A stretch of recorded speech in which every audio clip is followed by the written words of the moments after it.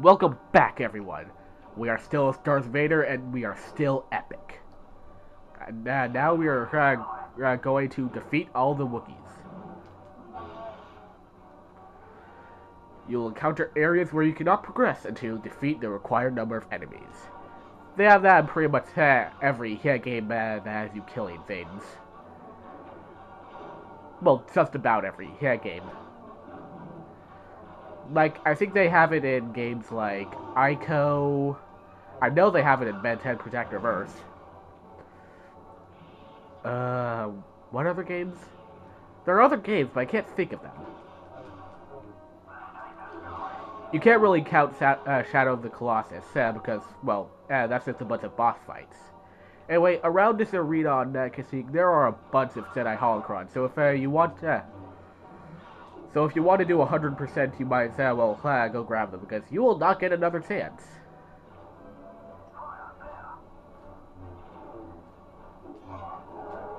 I, however, don't care that much. I'm just grabbing the ones that I'm immediately able to get.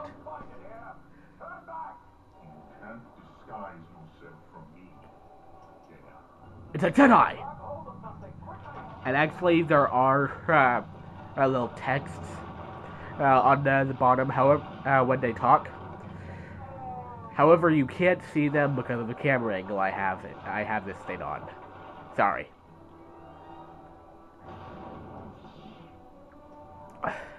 And okay. Sorry, that was JP. And actually, he has a health bar on the bottom of the screen, so I'm gonna try to get that because that's more important than my health bar. Okay, I got it. Because there is no way I'm losing this. And this is where the button mashing in the game starts. Every boss in this game has you mashing buttons.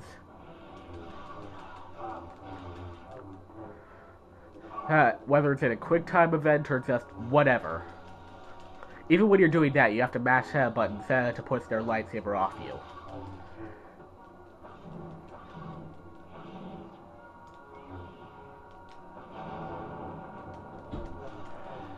It's very easy to get this guy cornered, and quite frankly, if you lose to this guy, you're just pathetic.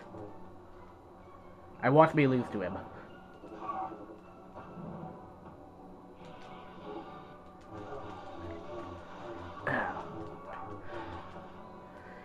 Anyway, that's the first half of him. The second half, he gets an upgraded force push. There's something like that in most main boss fights. Where he gets upgraded.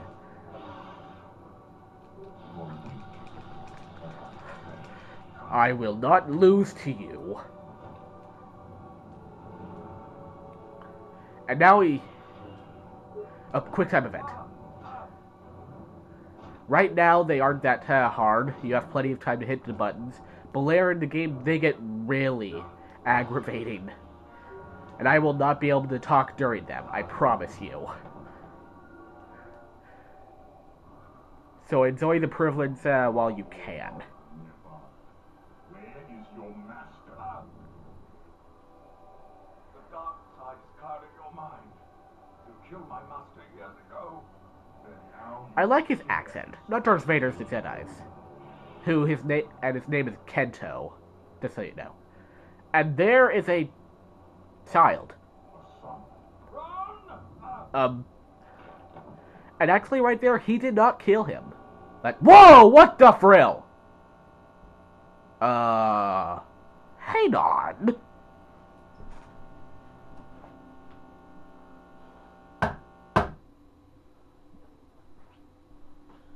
What the heck?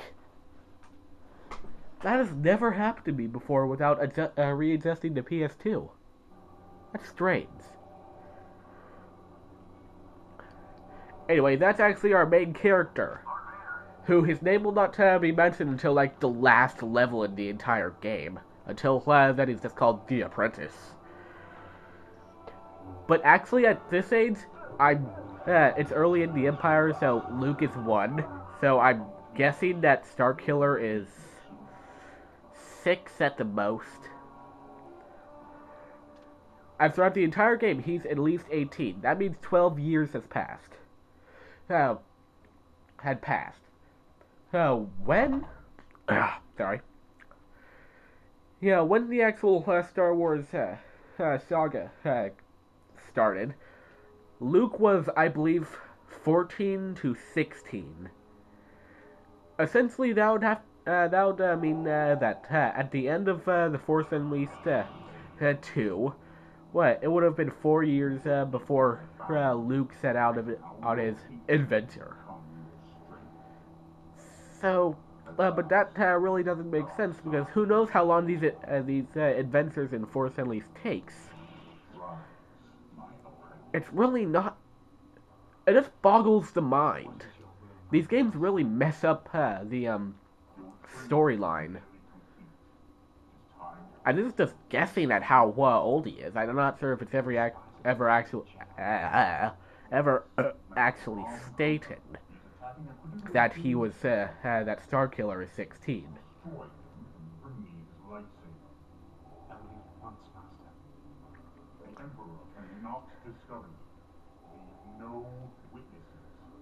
No problem. Easy enough.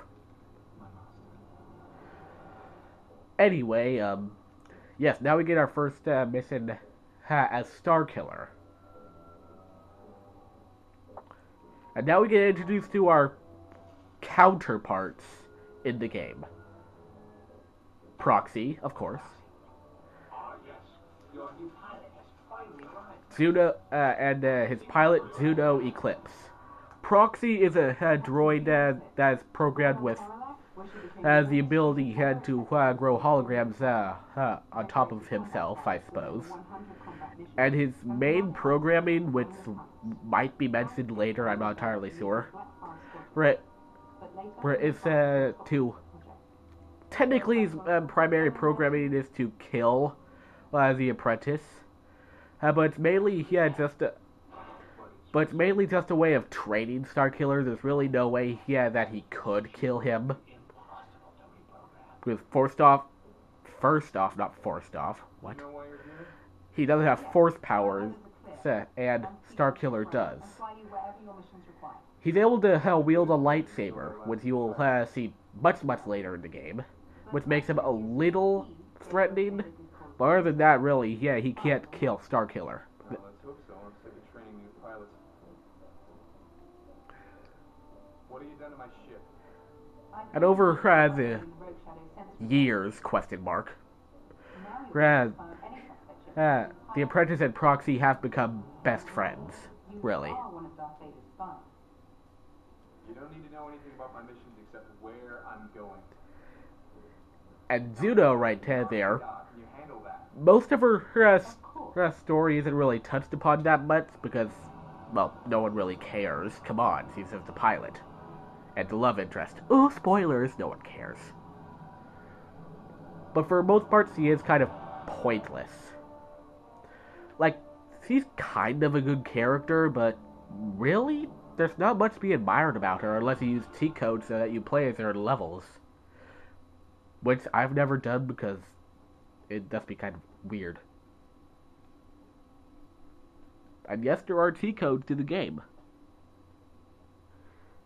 Most of you probably know that. You can actually find the cheat codes on the bottom right corner of some of the concept art that you excuse me. In the concept art that you get from the Jedi holocrons. According to Imperial records, Master Ron Kota was a respected general in the Clone Wars. Who always sneers for some reason. Justice.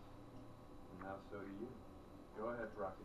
Master Kota was a military... I mean, let's look at that. That's not a natural face. Who sneers that much? Said he relied on his own militia. So there were no clones in his squad when Order 66 was issued? That explanation to why he's alive kind of makes sense. But considering he has his own militia, he wouldn't be that hard to track down. Then we're walking into a trap. How many pilots have you lost before me? 7. Excellent. Blunt. Coordinates for Nashidara locked. Prepare for light speed. Now, the entire game, the graphics, at least the cutscene graphics, aren't that great. Well, except of course on Darth Vader. On him, they did a really good job. On the Apprentice and all the other characters, not that well. While the in-game graphics are pretty good. But the voice acting of all the characters, except for the Emperor, is actually really good. Like, it expresses more life than you could ever get out of the characters' movements. And their facial animations, because for the most part, they have none.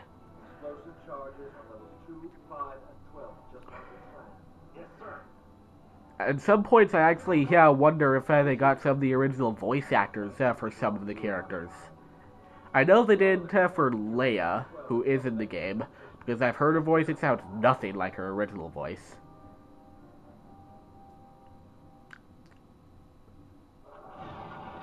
Well, that's not a big improvement from the scanner. And also, something I really don't like about the game, the Rogue Shadow, what is the name of Starkiller's ship? That ship?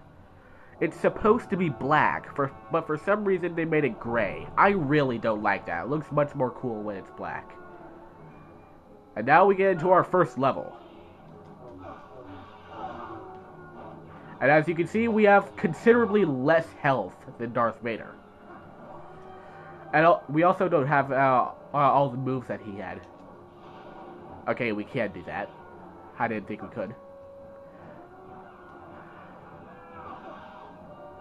But there are still a bunch of moves that we don't have that he did. Which, admittedly, does make sense, considering they are two totally different people. Like, in Metroid games, it gives no... in Metroid and Mega Man games, it gives no explanation as to why they lose all their powers. Not sure why I went off on that. But here it does give a good explanation. Ah! Those are explosive barrels. You do not want to be hit by them because they do that. They explode. And actually, I have to end the video now. Bye-bye.